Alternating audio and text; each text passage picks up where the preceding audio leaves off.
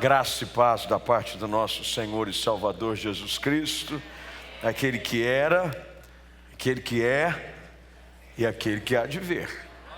Virá para buscar a sua igreja, o seu povo, povo de propriedade exclusiva do Senhor. Portanto, se você anda compartilhando a sua vida com mais alguma coisa que não seja o Senhor Jesus, abra o teu olho, porque Ele vem para buscar um povo que é dele, 100% dele, nada para o diabo, nada para o mundo. Isso quer dizer que não adianta você ser mais ou menos crente, você ser mais ou menos santo, obrigado querido, mais ou menos convertido, você vai ficar, já está avisado, para depois você dizer, eu achei que, totalmente dele. Totalmente, na igreja, no trabalho, em casa, no dia a dia, vivendo para o louvor da sua glória, porque Deus é um Deus zeloso, Ele te comprou por completo. Deus não te comprou meiado. Sabe o que é comprar meiado, né? É quando você divide alguma coisa, mas vamos comprar de meia. É ou não é? Comprar de meia. Não, o sangue de Cristo nos comprou por completo. Ou você é totalmente dele ou nada, é tudo ou nada, totalmente para Ele. Ele virá para buscar a sua igreja, a sua noiva ataviada, a sua noiva purificada, a sua noiva que é dele, exclusivamente dele. Antes de abrirmos a palavra, aliás, você já pode ir folheando as páginas da sua Bíblia, até o texto de Mateus capítulo 21, versículo 1. Quando se aproximaram de Jerusalém e chegaram a Betfagé, ao Monte das Oliveiras, enviou Jesus 2 discípulos, dizendo-lhes: ide à aldeia que está aí adiante de vós, e logo achareis presa numa jumenta e com ela um jumentinho. Desprendei-a e trazei-mos. E se alguém vos disser alguma coisa, respondei-lhe que o Senhor precisa deles, e logo os enviará. Ora, isso aconteceu para se cumprir o que foi dito por intermédio do profeta: dizei à filha de Sião, eis aí te vem o teu rei, humilde, montado em um jumento, num jumentinho, cria de animal de carga. Indo os discípulos e tendo feito como Jesus lhe ordenara, trouxeram a jumento e o jumentinho, e então puseram em cima deles as suas vestes, e sobre elas Jesus montou. E a maior parte da multidão estendeu as suas vestes pelo caminho, e outros cortavam ramos de árvores, espalhando-os pela estrada. E as multidões, tanto as que precediam como as que o seguiam, clamavam: Hosana ao filho de Davi. Bendito o que vem em nome do Senhor. Hosana nas maiores alturas. E entrando ele em Jerusalém, toda a cidade se alvoroçou e perguntavam: quem é este? E as multidões clamavam: este é o profeta Jesus de Nazaré da Galileia. Tendo Jesus entrado no templo, expulsou todos os que ali vendiam e compravam. Também derribou as mesas dos cambistas e as cadeiras do que vendiam pombas. E disse-lhes: está escrito, a minha casa será chamada casa de oração. Vós, porém, a transformais em covil de salteadores. Vieram a ele no templo cegos e coxos, e ele os curou. Mas vendo os principais sacerdotes e os escribas as maravilhas que Jesus fazia, e os meninos clamando: Hosana ao filho de Davi, indignaram-se e perguntaram-lhe: ouves o que estão dizendo? Respondeu-lhe Jesus: sim, nunca lestes? Da boca de pequeninos e crianças de peito tiraste perfeito louvor. E deixando-os, saiu da cidade para Betânia, onde pernoitou. Até aqui lemos. Você pode fechar os seus olhos mais uma vez, curvar a sua cabeça. Pai eterno, te damos graças pelo privilégio de estarmos na tua casa, mais um domingo, início de uma nova semana, para cultuarmos o Senhor. O objetivo de estarmos aqui é prestar culto de adoração a ti, porque tu és digno de receber toda glória e todo louvor. Que bom é saber de quando assim o fazemos, o Senhor nos abençoa. Na multidão da congregação do teu povo, o Senhor ordena bênção, o Senhor ordena vida. Eu creio que nessa noite, enquanto orávamos e clamávamos, enquanto buscávamos a tua face, cura brotou, milagre aconteceu na nossa vida, em casa, em tantos outros que nos acompanhavam. E agora paramos, Senhor, nesse período do culto, para abrirmos a tua palavra. E diante dela, recebermos a palavra que vem do teu Espírito ao coração da tua igreja. Faça com que esse tempo seja um tempo de edificação, de consolo, mas também de confrontação, através da voz poderosa do teu Espírito. Oramos assim, já antecipando pela fé, tudo aquilo de maravilhoso que o Senhor hoje há de ministrar ao nosso coração, em nome de Jesus. Amém. Assente-se, por favor. Essa é a semana mais importante no calendário do cristão. Essa semana. Começa hoje. De hoje até 7 dias. Desse domingo até o próximo domingo, nós vivemos a semana mais importante no calendário cristão. É a semana onde cumpre-se a profecia sobre a crucificação e a ressurreição do Senhor Jesus. O relato que temos diante de nós, agora, desde o início do versículo 1 até o final do verso 17, aonde lemos, está dentro de um contexto onde, através dos séculos, profetas anunciavam de que o Filho de Deus entraria montado numa jumenta, sendo proclamado e adorado, dizendo: bendito o que vem em nome do Senhor, para que ao entrar ali, fosse morto, crucificado e ressuscitado ao terceiro dia. Às vezes nós olhamos para esse tempo da igreja e não valorizamos aquilo que ele representa, não só como um calendário, mas dentro do propósito para a nossa vida. A nossa vida só faz sentido em Cristo quando essa data faz sentido para nós. Se você vive a vida cristã sem valorizar a cruz, sem valorizar o sacrifício, você não vive a vida cristã. Porque não há vida cristã sem cruz, sem sangue derramado, sem calvário, sem túmulo vazio. Quando paramos como igreja para celebrar, e essa semana, como já anunciado, temos toda uma programação especial, desde hoje, com esse tempo juntos, mas na sexta-feira, de manhã, 10 da manhã, vem para a igreja, não fica em casa não. Vem para a igreja, 10 da manhã, nós temos um lindo culto aqui. Venha, nós vamos ter um tempo de comunhão. Depois, no sábado, uma linda apresentação do nosso musical. E no domingo, encerramos celebrando a ressurreição do Senhor Jesus Cristo.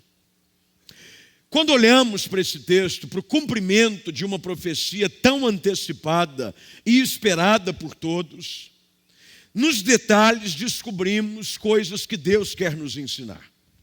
A sua entrada triunfal, aquela que o próprio texto de Zacarias, capítulo 9, verso de número 9, diz sobre a filha de Sião, Jerusalém. Os israelenses, os judeus, deveriam celebrar de que era a entrada do seu rei. Está agora sendo narrada com detalhes nesse texto. A forma como acontece, obedecendo nos detalhes o cumprimento de cada profecia. Desde o início, na queda do homem, ainda no Éden, Deus vem e libera uma palavra para que a serpente ouvisse e para que a mulher entendesse de que o plano de redenção, desde então, começa a ser estabelecido. Deus diz à mulher: da tua descendência sairá aquele que esmagará a cabeça da serpente. Desde então, através dos séculos, há um anseio para que aquilo que o pecado produziu de destruição na vida do homem, desde o Éden, fosse definitivamente extirpado pelo poder do Cordeiro de Deus, sendo oferecido como sacrifício em meu lugar e em seu lugar. Essa semana, com essa entrada triunfal, nós entramos nos dias mais importantes para nós. entendermos o que isso significa, o que Jesus quer fazer, o que a cruz produz na minha vida, o que o sangue produz para a minha história, o que essa semana que começa a ser narrada a partir do capítulo 21, que nós chamamos de Semana da Paixão de Cristo. Quando Cristo vive intensamente em obediência, a paixão, o amor para com o homem, para com a humanidade, através da sua obediência até a morte, e morte de cruz.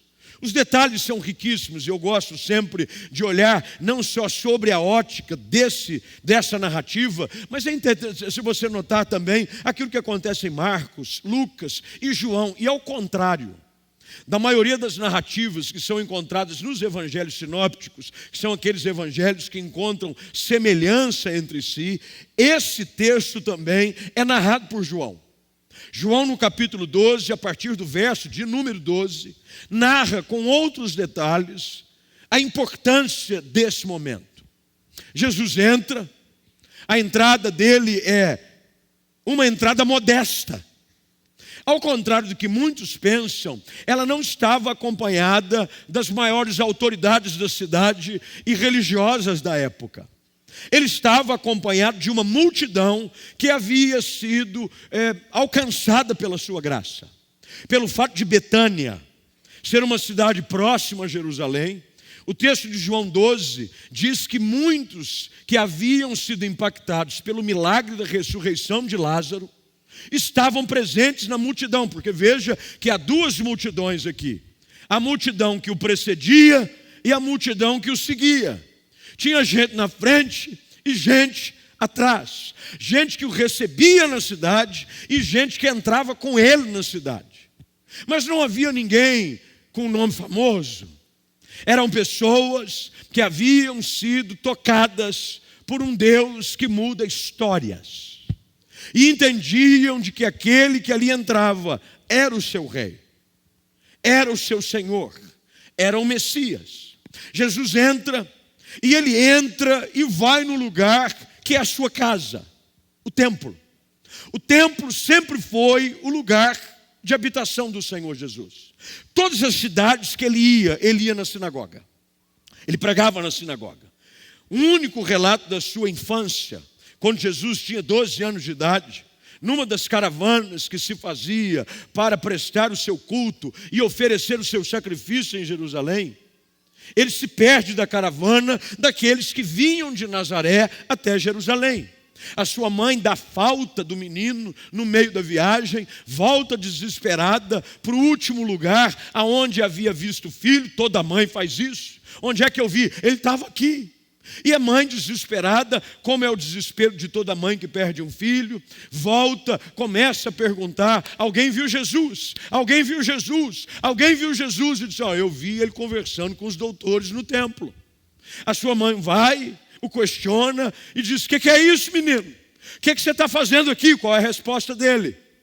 Onde mais a senhora poderia me encontrar, senão na casa do meu pai? Ele vai para onde? Ele vai para casa. Ele entra no templo. Mas ao entrar no templo, ele encontra a coisa bagunçada.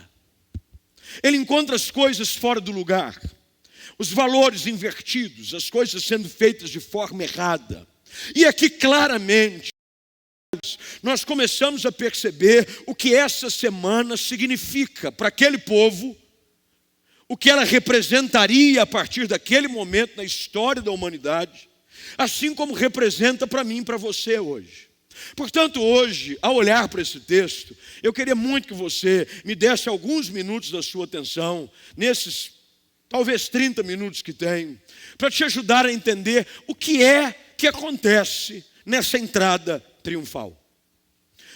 O que é de tão triunfal na entrada de Jesus em Jerusalém? O que é que de triunfal Jesus faz ao entrar na história de alguém?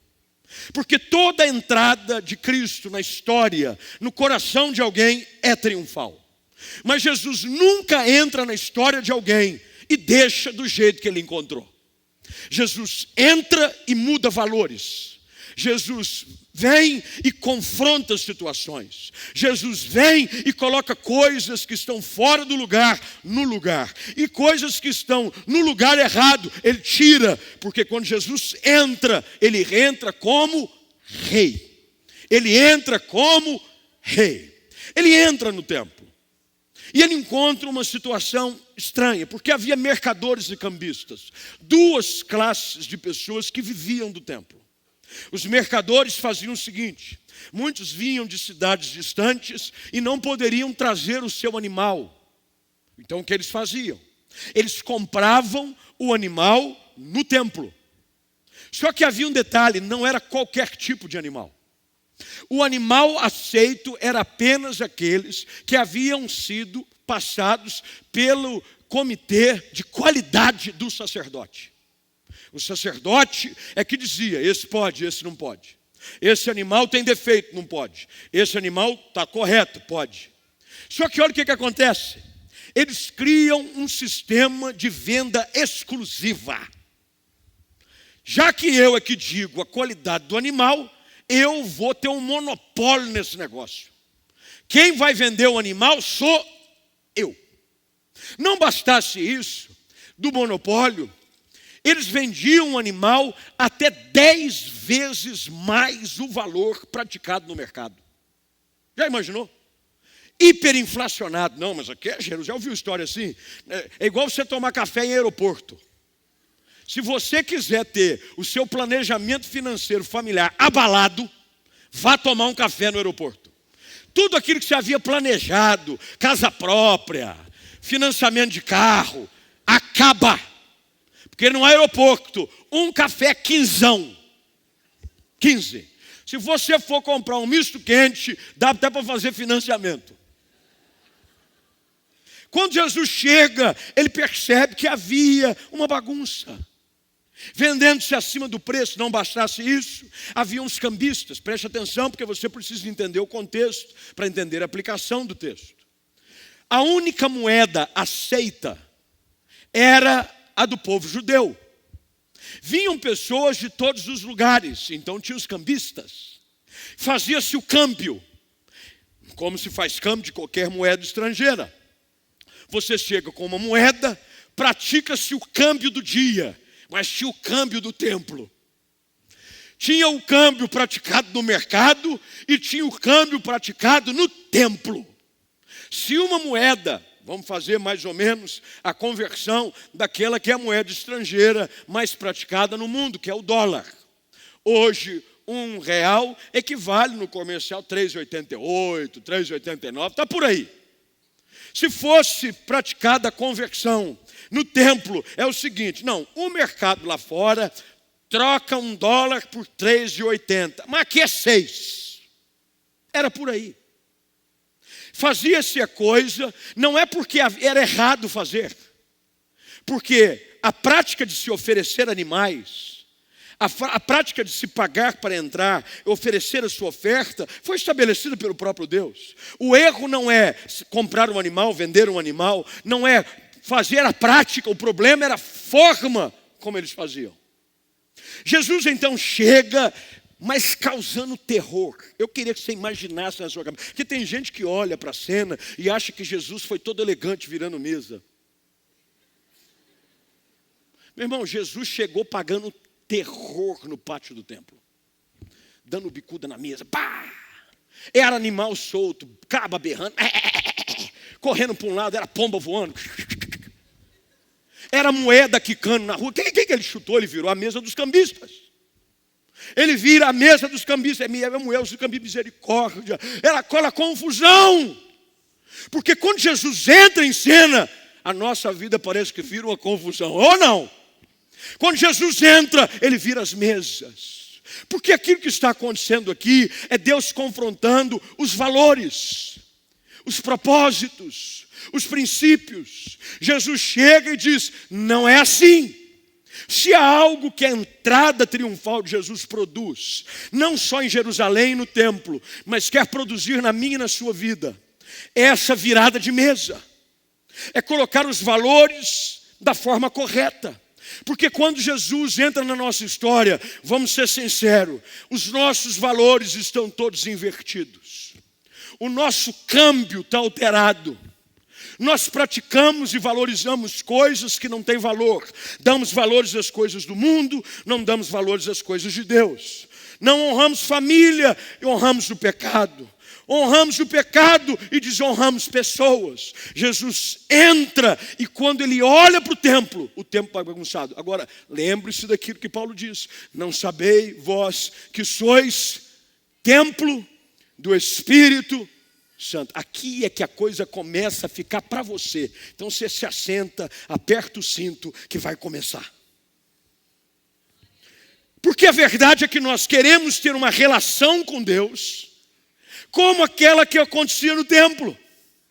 De qualquer jeito, com coisas que nós estabelecemos valores. Quando Jesus quer entrar, e a primeira coisa que ele faz, para que o propósito do templo seja reconquistado, é esse. Ele trabalha com os valores corretos. Quais são os valores que têm regido a sua vida? O que é que você tem dito que é importante? Como é que você tem se relacionado com Deus? Porque tem gente que barganha com Deus até hoje. Não relaciona-se com Deus por quem Ele é. Relaciona-se com Deus por aquilo que Ele pode te dar. Aí você barganha com Deus. Senhor, se o Senhor me der um namorado, Pai, eu creio. Eu creio que o Senhor vai agir. É esse ano, 2019, desencalhamento total. Eu creio. Se o Senhor me der um namorado ou uma namorada, porque os homens estão mais desesperados que as moças. Eu prometo que eu vou fazer isso. Eu não vou faltar um culto. Eu vou vir inclusive nos cultos de oração, que começa todo dia, 10 da noite, com o pastor Mica. Estou fazendo promoção aqui. Gostou, né? Eu vou vir, não vou perder um. O problema é que nós montamos as nossas mesas. Colocamos os nossos valores. E negociamos a nossa forma de estar na presença de Deus. Porque o cambista e os vendedores de animais negociavam a forma das pessoas se colocarem na presença de Deus. Colocamos valores, tem que ser do meu jeito, isso aqui vale, isso aqui não é importante. Trocamos culto, você já percebeu como as pessoas trocam culto por qualquer coisa? Não você está aqui, é você que me vê pela câmera.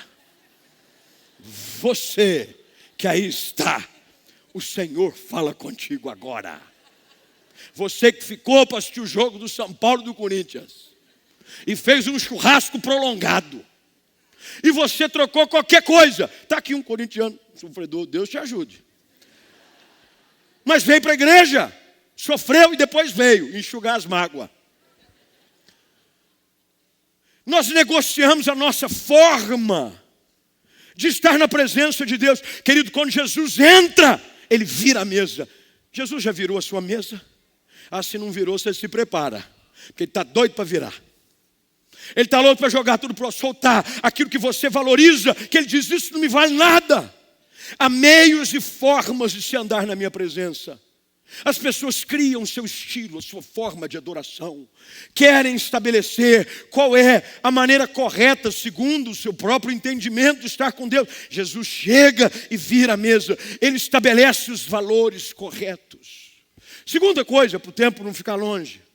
Ele entra no templo, expulsa o que vendia e compravam, derruba a mesa dos cambistas e as cadeiras do que vendia ao povo. Meu irmão, imagina o banzé.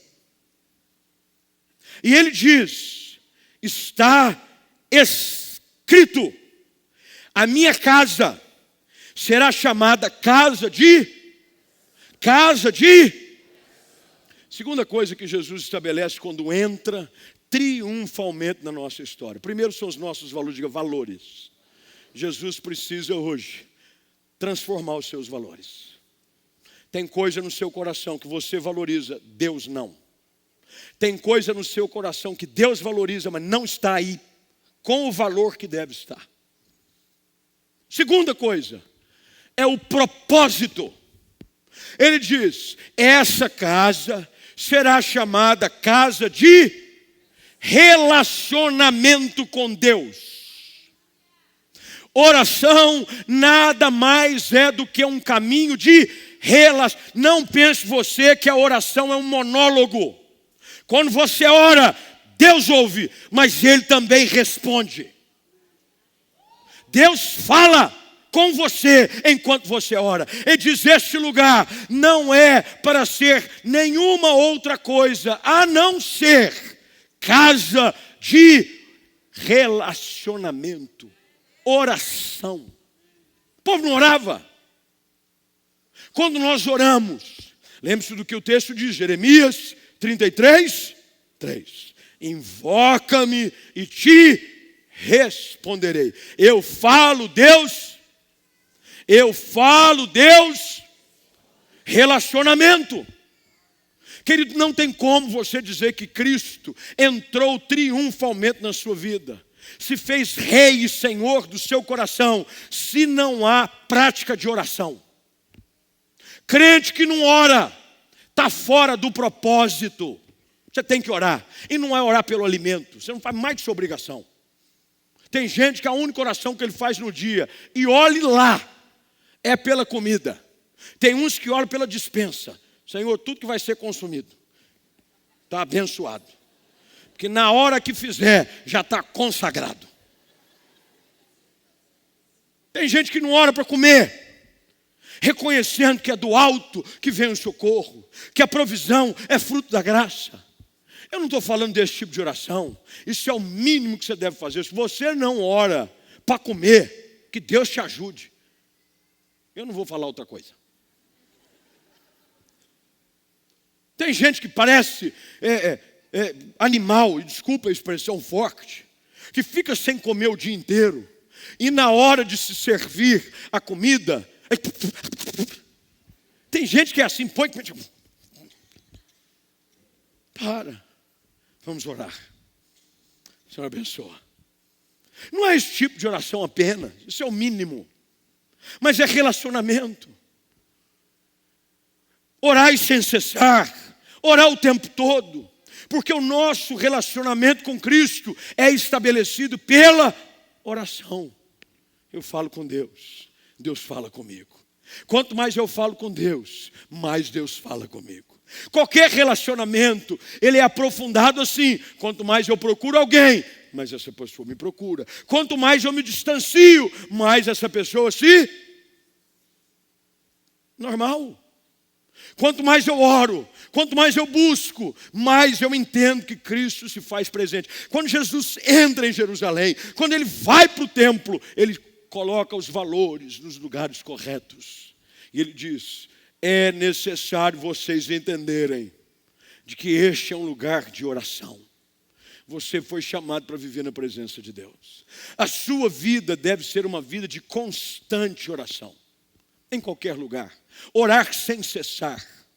Você precisa aprender de que oração não é um exercício que você produz e pratica em momentos específicos. Agora eu preciso orar. Espera aí, 1, 2, 3, que eu vou orar. Agora, orar. Não. Quando você aprende a ter uma vida de oração, você ora enquanto vive. Em qualquer momento, você está dirigindo o seu carro. Você está tomando banho, você está falando com Deus.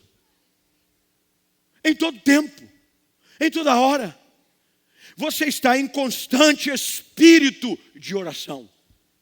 Quando Jesus entra na nossa história, Ele quer restaurar esse relacionamento de intimidade. Querido, Deus quer que você se relacione mais com Ele. Se tem algo que o Senhor anseia da sua parte, é que você o busque mais em oração. Não há nada mais precioso do que um pai ouvir a voz do seu filho. Não há. Quando um pai ouve a voz do seu filho, eu já sou criado, faço 47 anos, mês que vem. Os presentes já estão sendo recebidos. Depois, se você quiser maiores detalhes e informações, eu posso te dar. Mas eu, criado, já tenho filhos, minhas meninas crescendo, mais velho vai fazer 16 daqui 3, 4 meses. A vida está criando. Mas meu pai, até hoje, se eu fico muito tempo sem falar com ele, ele me manda uma mensagem extremamente educada. Esqueceu que tem pai, é? Esqueceu que tem pai, é? Porque se há algo que alegra o coração de um pai, é quando o filho procura, não para pedir, mas para se relacionar com ele. Nós às vezes buscamos a Deus só para pedir. Quando a coisa aperta, você ora. É por isso que Deus aperta, é para você estar mais perto dele. Ou você aprende a orar por prazer, ou você vai ter que aprender a orar por necessidade. Deixa eu te dizer uma coisa, o primeiro é melhor que o segundo. Quando você aprende a orar por prazer, alegria de falar com Deus, alegria de estar na sua presença. Eu não estou aqui para pedir nada, não, Deus. Eu estou aqui porque a tua presença vale mais do que qualquer coisa. A tua presença, ela abençoa o meu coração. Está na tua presença, falando contigo, falando do meu dia. Você já falou do seu dia para Deus? Não é que ele não saiba, porque ele sabe, viu? Você é que acha que ele não sabe. Mas ele sabe do seu dia. Antes de você levantar, ele já sabe. Antes de você sentar, ele já sabe. E antes que a palavra saia da sua boca, ele já sabe. Mas como o nosso Pai Celestial gosta de você gastar tempo dizendo: Senhor, meu dia foi maravilhoso. Obrigado pelo teu cuidado. Obrigado pela tua mão. Obrigado pelo teu socorro. Senhor, obrigado. Olha, Senhor, eu sei, eu passei um momento assim no dia, mas eu senti a tua presença. E eu quero te dar, conversa com Deus. Tem gente que acha que a oração é apenas um exercício de oratória religiosa, onde você tem que escolher as palavras, todas elas com muito cuidado. Como fazia antigamente. Nunca me esqueço da oração do irmão Enos de Melo Castanho. Irmão Enos de Melo Castanho, só assim, os dinossauros da igreja central, uau, é que vai saber quem que é. Irmão Enos faleceu em que ano? 2000, mas ele deixou de vir na igreja, década de 90, por aí. Morava ali na Nossa Senhora de Fátima, do lado da que hoje é uma sorveteria, Sabor e Verão, negócio assim. Ele morava ali, perto do balão do Vilani. O irmão Enos Castanho subia para orar. Quando ele subia para orar, parecia um filme do Velho Testamento produzido por Hollywood. Porque ele subia para orar, não sei se o pastor André lembra, ele impostava a voz, ele dizia: todo poderoso é o Shaddai. Lembra disso ou não? Ele começava assim: todo poderoso é o Shaddai. E a gente molecado dizendo: rapaz, tem até efeito especial. É lindo orar desse, é maravilhoso, não tem nada de errado. É bom você aprender a orar como convém. Aliás, você aprende a orar lendo a Bíblia. Pastor Jeremias Pereira uma vez esteve aqui na igreja e disse: uma das maneiras mais gostosas de se aprender a orar é orando a Bíblia. Ore a Bíblia. Pegue um salmo, porque os salmos, muitos deles, nada mais são do que orações. E você começa, não tem jargão, porque tem gente que só sabe orar no jargão. Não precisa. Converse com Deus, como você conversa com um amigo, porque é isso que Ele é. Jesus Cristo é teu amigo. Converse com Ele, fale com Ele. Ele disse: a minha casa será chamada casa de oração. O relacionamento, a presença, a entrada triunfal de Cristo na nossa vida produz restauração de relacionamento. A minha oração hoje é para que essa palavra produza em você um desejo profundo de buscar Deus em oração. É que você saia daqui dizendo: eu vou orar com Deus, eu vou falar com Deus, eu vou buscar a presença de Deus em todo o tempo. Eu falo com Deus a toda hora, em todo tempo. Ô Senhor, coisa está difícil, hoje me ajuda. Ô Senhor, e Ele fala comigo. Casa de oração. Terceiro lugar, para a gente ficar dentro do tempo. Verso 14: vieram a ele ao templo cegos, coxos, e ele os curou. Você vai perceber de que a ordem com que a coisa é apresentada aqui não é aleatória. Ela não acontece por acaso. Porque só quando os valores são estabelecidos, só quando o relacionamento é restaurado, que produz aquilo que a gente tanto deseja. Mas quando Jesus entra na nossa história, Ele cura as nossas feridas. Há um Cristo que entra triunfalmente, não só segundo o relato aqui do texto em Jerusalém, mas entra na sua história hoje, para curar feridas. Ah, queridos, quanto Jesus tem entrado no coração e curado feridas. Não há um lugar que Jesus tenha entrado que não tenha sido transformado pela sua presença. Ele entra em Jerusalém, e o texto diz que ao entrar ali no templo, cegos, coxos vieram, e ele os curou. A presença de Cristo produz cura. A presença dele. O que você precisa não é da cura. O que você precisa é de Jesus. Porque quem tem Jesus, como diz o velho cântico, tem tudo. E quem não tem nada. Quando você recebe Jesus, com Ele vem a plenitude do Pai sobre a sua vida. Quando você recebe Jesus, teu casamento melhora. Quando você recebe Jesus, os teus filhos voltam para casa. Quando você recebe Jesus, as feridas profundas da sua alma são saradas, porque a presença dEle muda a história. Coxos, cegos, enfermos vieram até Ele, e Ele o texto aqui, ele os curou, quer dizer o seguinte: não há nada que ele não possa fazer. Nada. Eu não sei qual a sua luta, não sei qual a sua dor, não sei qual a sua dificuldade, mas o que eu sei é o seguinte: Jesus pode tudo. Ele entra e muda histórias. Ele entra e muda situações. Ele entra. A entrada de Jesus organiza as coisas, restaura o relacionamento e cura feridas. Organiza as coisas, restaura relacionamentos, cura as feridas. Não há como ter cura de ferida sem antes ter relacionamento restaurado. Sem uma vida de oração, sem você buscar a Deus, a cura não acontece. Tem gente que já quer ir direto para o verso 14, pulo 12 ou 13. Aí eu preciso a cura, Jesus. Deixa eu arrumar o que está bagunçado. Deixa eu tirar as coisas que estão desvalorizadas ou hipervalorizadas na sua vida. Deixa eu restabelecer um relacionamento contigo. Porque quando isso acontecer, a cura acontecerá naturalmente. Quando você se estabelece com Cristo, num relacionamento, a cura vem. Quarto lugar, né? 1, 2, 3, quarto lugar. Versículo 15. Vendo os principais sacerdotes e os escribas, as maravilhas que Jesus fazia, e os meninos clamando: Hosana ao filho de Davi. Quarto lugar. Primeiro, Jesus vem e restaura os valores perdidos da minha vida.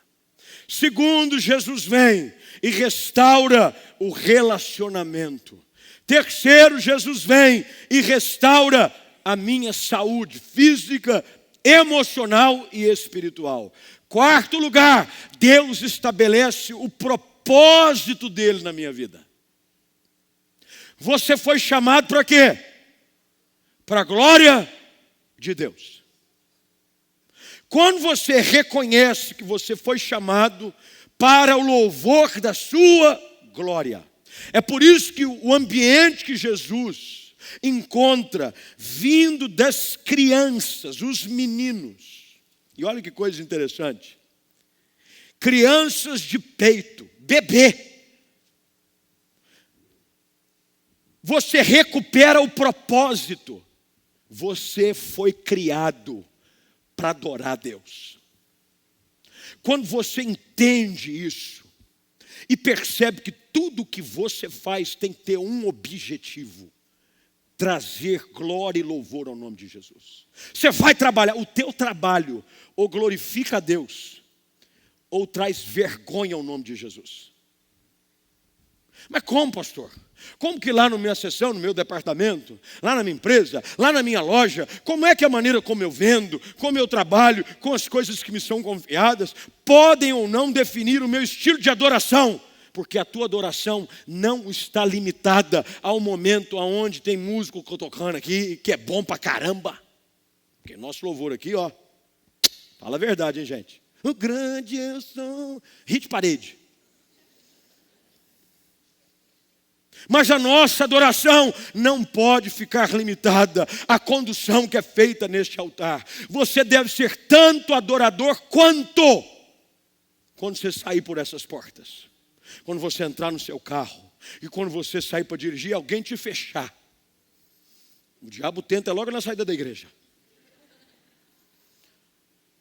E ao invés de você dizer, louvado seja o nome do Senhor. Aleluia. Você pode adorar a Deus fazendo coisas simples, porque você foi criado para o louvor da sua glória.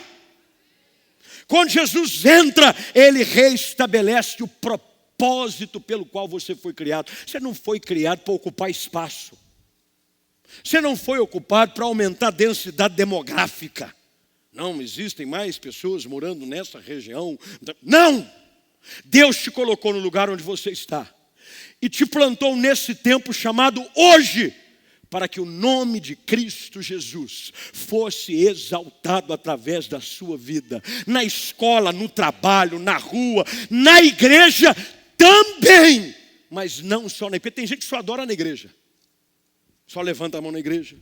Uma vez eu estava aqui na Moraes Salles, já faz alguns anos. Final de tarde, o trânsito, ó, bombando. Aquele caos. 6 horas o bicho pega. E eu começo a ouvir, eu já estava meio irritado, tinha compromisso, tinha que ir em casa, tomar banho, para ir para um outro compromisso. E de repente eu ouço do meu lado um louvorzão. Eu estava tocando Cassiane. Com muito louvor. Falei, de onde que vem essa música? Eu olhei para o lado. Tinha um vaso dentro do carro, num trânsito caótico, com Cassiane no último, mas se torando, rachando, dentro do carro, trânsito fechado, ele, com muito, ó.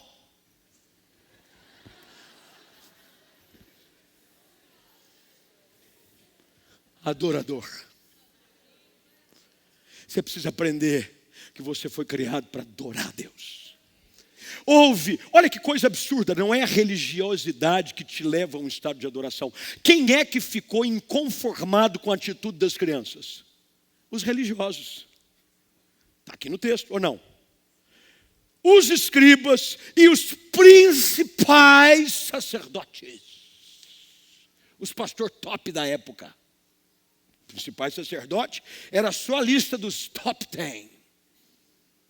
Inconformados. Onde já se viu essa criançada adorando?